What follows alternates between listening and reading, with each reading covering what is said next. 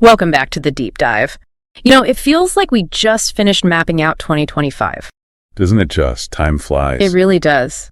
And now looking at the calendar, planning for 2026 feels terrifyingly urgent already. Oh, absolutely. The pace is just relentless. With AI completely changing how we create things, Meta's new display smart glasses are actually out now. In VR, the whole landscape there, it's evolving faster than, anyone really predicted. It really makes drafting a solid content strategy feel almost impossible, doesn't it?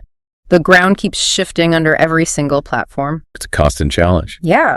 That's exactly why we had our Beyond Busy Work team dive deep into this. They sifted through a ton of expert predictions to give us, and you, a clearer roadmap for social media in 2026. And the source material we're using, the author claims pretty high accuracy historically, looking back at their calls for 23, 24, and even this year, 2025. Right. So our mission today is basically to pull out the key insights, platform by platform, so you can actually plan effectively. Okay, let's unpack this. Right, let's start with the giants, the meta powerhouses. Facebook and Instagram. Facebook first. Despite, feeling like it lost its cool factor ages ago. Exactly. It might not be cool, but it's still the world's most used platform. Over 3 billion active users. Just wow. 3 billion. Still staggering.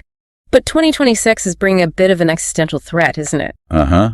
You're talking about that non-algorithm trial? The Dutch court ruling? Yeah, remind us. They basically said Meta has to give users a permanent, easy way to switch off the algorithm. Pretty much. Opt out, go back to a purely chronological timeline.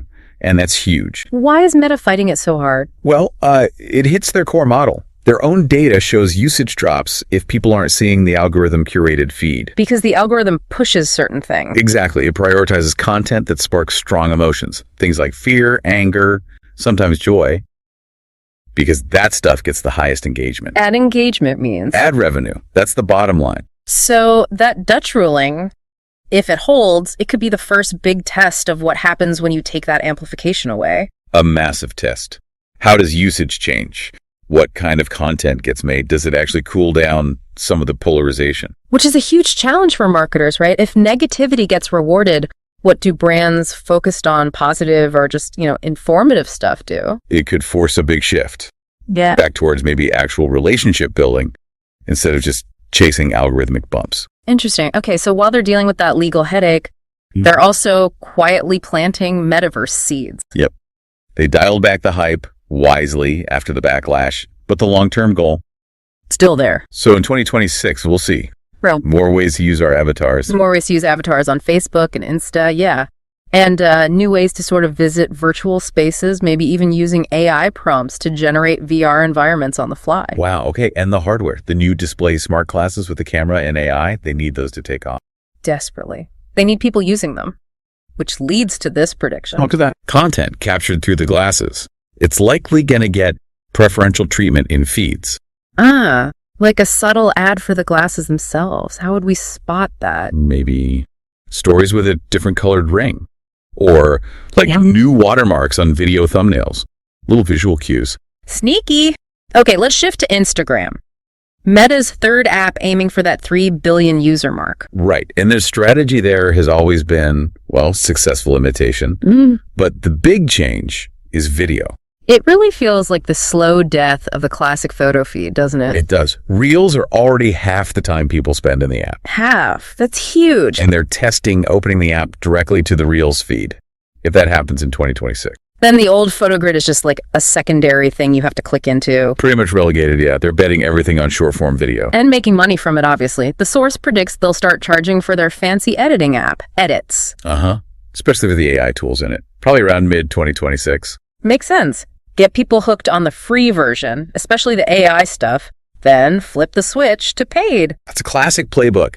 Build value, build a user base, then introduce the subscription. But if they charge creators for editing tools, will they give back in other ways? Like better monetization? That's the balancing act. Yeah. We should expect simpler ways for creators to boost posts, kind of like what X has been doing. So pay a little to amplify something that's already doing well organically? Exactly. Drives that incremental ad revenue for Meta without messing up the main ad system too much. Okay, here's where it gets really interesting, I think. Leaving Meta behind. Let's talk about the real-time battle. Threads versus X. Definitely heating up. Threads has momentum. It's at, 400 million active users now. Yeah, and gaining fast on X. X claims 600 million, but... But that 600 million figure is, let's say, debatable. Our research notes it might be lower, given everything that's happened there. And the forecast from the Beyond Busy Work team, pretty blunt. Yeah, they predict Threads will actually exceed X in total usage sometime in 2026. Wow. Adding like 50 million users every few months, that's a big psychological shift. Huge. But Threads has work to do. It needs its own identity. Meaning less reliance on Instagram. Yeah, it still leans heavily on your Instagram follows for recommendations. The source argues it needs to break away more, develop its own personality. So it needs to feel like the go-to place for breaking news, real-time chat. Not just where your Insta friends dump short text posts. Exactly. So better algorithms for real-time stuff, better trending topics. Definitely. Needs to surface real-time, live content faster, and a more organized search, more like X's, strength during big events. Right. Okay, flip side. X. Things sound stressed over there. Under immense pressure, yeah. Even after massive layoffs, reports say it's barely breaking even. So its future depends on ad revenue coming back, and it's linked to XAI. Pretty much. X is the key data source for Musk's AI models, so that relationship is critical. But the ad revenue needs to recover. And the shaky finances affect other things, like community notes. Yeah, declining use overall means fewer people contributing notes, especially people from different viewpoints correcting misinformation. Which could weaken the whole system, make it more of an echo chamber. That's the risk. The source even floated the idea of it becoming like Truth Social 2.0 if misinformation goes unchecked. Yikes. And what about X Money? The whole everything app payment dream. Still lingering. The prediction is they'll finally try to roll out some form of payment transfers in 2026. But will anyone actually use it? Given the chaos and trust issues, why predict it now? The source suggests it's less about user demand and more about trying to fulfill promises to investors and maybe desperation to find revenue beyond ads. So a bit of a Hail Mary, maybe? User adoption still seems like a huge question mark. Absolutely questionable. Okay, puts the ball in the user's court. Right, let's shift from the real-time chaos to the platforms professionals rely on. LinkedIn first. LinkedIn's seeing a big surge in actual business discussion, which is interesting. And the big change for 2026 is AI. AI career mapping specifically.